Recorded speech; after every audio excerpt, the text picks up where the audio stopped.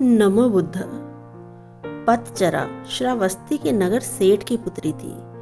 किशोर वय होने पर वह अपने घरेलू नौकर के प्रेम में पड़ गई। जब उसके माता पिता उसके विवाह के लिए उपयुक्त वर खोज रहे थे, तब वह नौकर के साथ भाग गई। दोनों अपरिपक्व पति पत्नी एक छोटे से नगर में जा बसे। कुछ समय बाद पतचरा गर्भवती हो गई।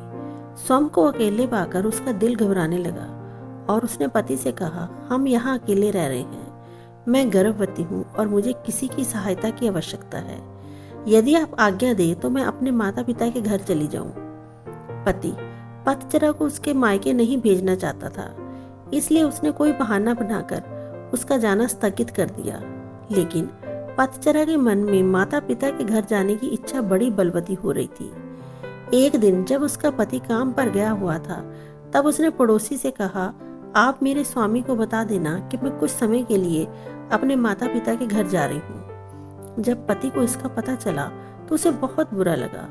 उसे अपने ऊपर गलानी भी हुई कि उसके कारण ही इस कुलीन कन्या की इतनी दुर्गति हो रही है। वह उसे ढूंढने के लिए उसी मार्ग पर चल दिया। रास्ते में पतचरा उसे मिल गई।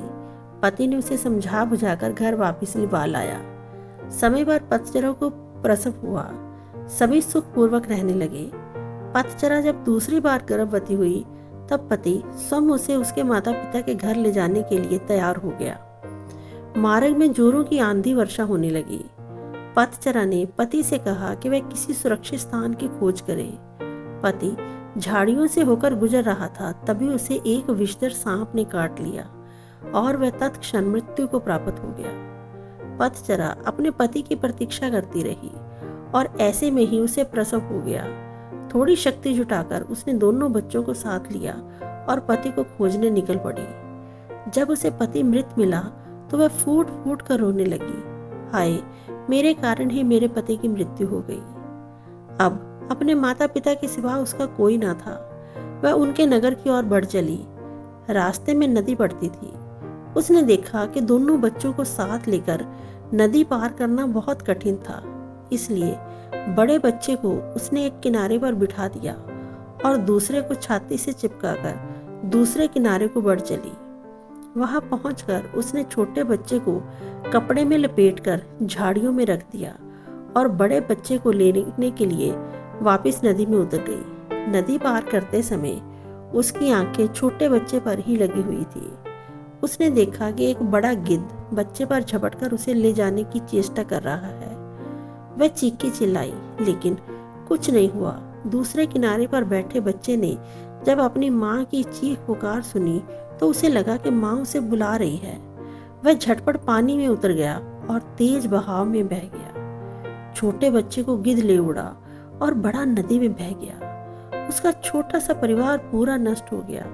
वह विलाप करती हुई अपने पिता के घर की ओर चल दी। रास्ते में उसे अपने नगर का एक यात्री मिल गया, जिसने उसे बताया कि नगर सेठ का परिवार अर्थात उसके माता पिता और सभी भाई बहन कुछ समय पहले घर में आग लग जाने के कारण मर गए। ये सुनते ही पतचरा पर दुखों का पहाड़ टूट पड़ा। उसे तन मन की कोई सुध न रही। वह पागल होकर निर्वस्त्र घूमने लगी। उसके मुख में यही शब्द निकलते, पति मर गया, बड़ा बेटा डूब गया, छोटे को गिद्ध खा गया, माता पिता और भाई बहनों को चिता भी नसीब नहीं हुई।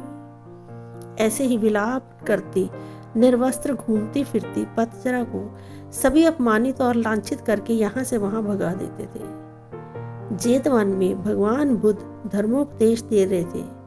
पतचरा अनायास ही वहां आ गई। उपस्थितों ने कहा, अरे ये तो पागल है, इसे यहाँ से भगाओ। बुद्ध ने उन्हें रोकते हुए कहा, इसे मत रोको, मेरे पास आने दो। पतचरा जब बुद्ध के कुछ समीप आई तो बुद्ध ने उससे कहा, बेटी अपनी चेतना को संभाल। भगवान को अपने समक्ष पाकर पतचरा को कुछ होश आया और अपनी नग्नता का बोध हो आया। किसी ने उसे चादर से ढांक दिया।